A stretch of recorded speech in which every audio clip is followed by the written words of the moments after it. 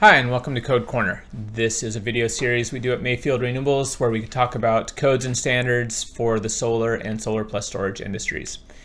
Today I'm going to continue talking about International Fire Code. It's been a topic we've been talking about internally a lot, and I know that we've done a handful of Code Corners on them now, and so I'm going to move more into outdoor installations and specifically talking about clearances to exposures. So outdoor installations where we are near exposures.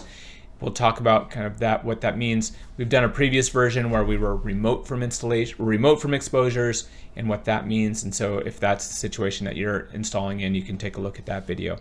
But this one, we're going to talk about what are the requirements, how far away do we have to be from things, and then what are the exceptions? How do we move closer to things like buildings or lot lines and stuff like that? So first off, this is under 1207.8, and we are in 8.2 for this specific discussion for installations near exposures.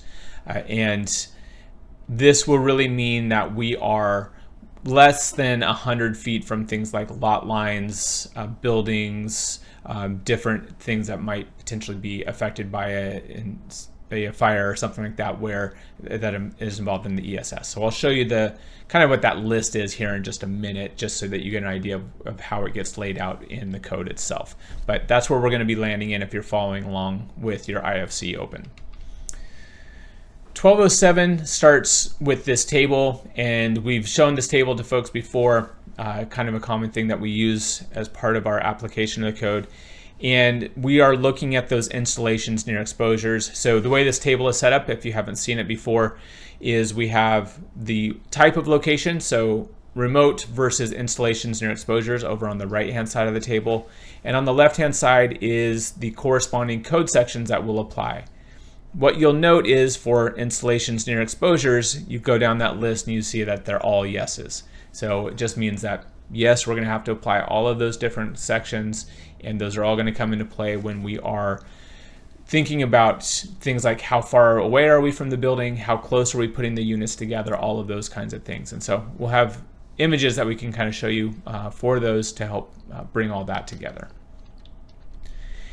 Now, for outdoor installations that are near exposures, like I was saying, the remote installations are installations where we have 100 feet from any of these locations. And so it's a relatively low number of installations that you're going to find where you can actually be 100 feet from just about anything. And it's the way that it's code written, it's pretty inclusive of most things. And if you are closer, within that 100-foot boundary, what code is going to say as well, the charging language for our requirements is you will be 10 feet from these following exposures, and you see that list of 7 things there.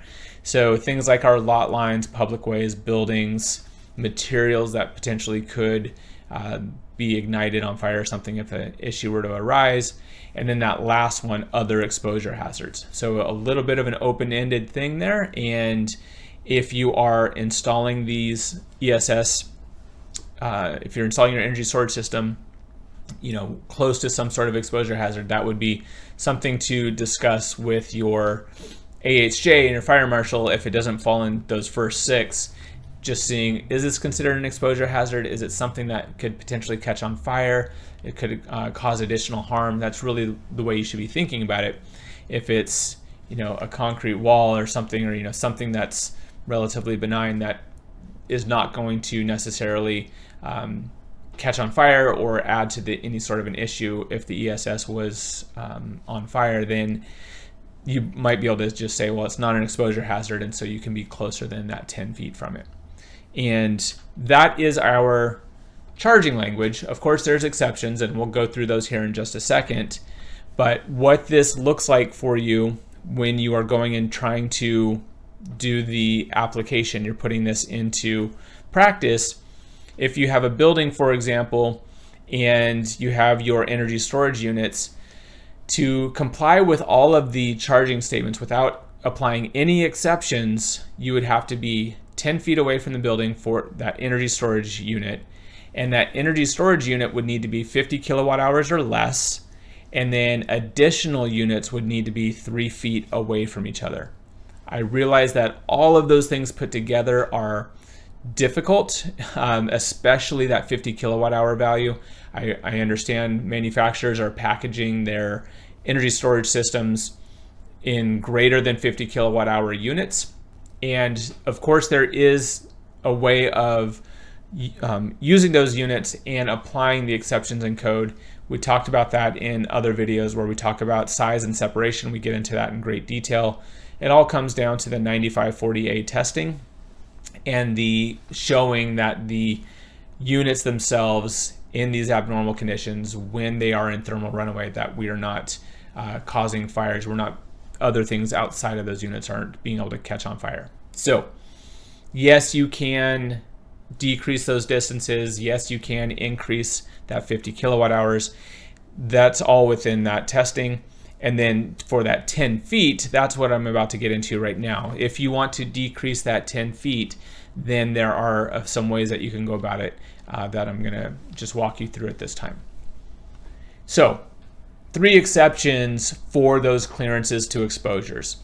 And this is the first one we're going to talk about is where you have a freestanding fire barrier. And so this is, you would have some sort of a fire barrier that is separating whatever your hazard is from the energy storage system. So if you, let's say you wanted to bring your energy storage system and you want it to be 3 feet away from, other energy storage systems or a building or the lot line or something like that, a fire barrier that is 5 feet above and 5 feet beyond the energy storage units would qualify for such a system. So this is a pretty, I would say, a relatively extreme thing that you would have to build, 1 hour firewall that does that. So it's 5 feet taller, 5 feet longer than your energy storage system.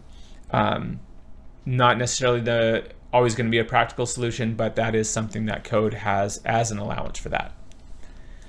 Another one is to look at the clearance to a building. So this one is specific for a clearance to a building, this exception is, and it's saying you can reduce that 10 feet to 3 feet if there are non-combustible exterior walls and there are no openings or combustible overhangs on that wall.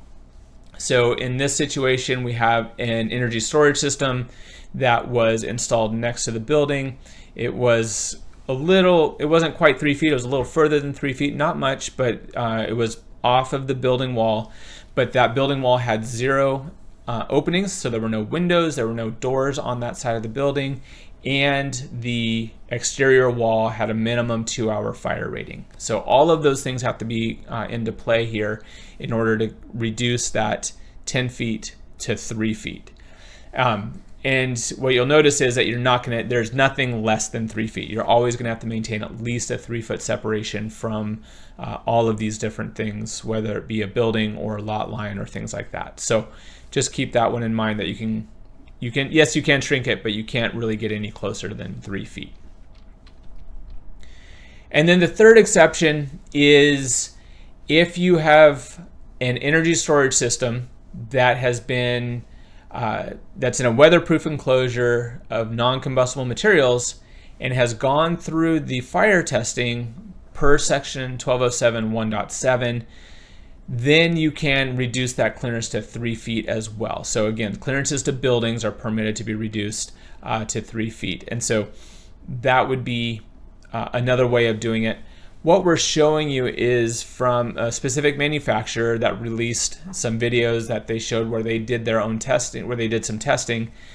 They actually did testing under the CSA TS800 testing protocol, which yes is different than the 9540A, but it is a fire test that ignites the batteries on fire, as you can see in the still image, where the batteries were on fire and they were taking data to understand what happens to anything in the surrounding area. So 1207 1.7 specifically calls out 9540A. So if your manufacturer has done the 9540A testing and can show that there was nothing on the exterior of that unit that was had caught on fire, or there was combustion of any of those materials, then that would meet the requirements, as well as using something like this TS800 test that actually lights it on fire and does the same thing, and making sure that other things around it in the vicinity don't catch on fire. So those are a couple ways that you can go about and utilize some testing methods to apply this exception to reduce the clearances. All right, so I'm going to call that good for our installations near exposures.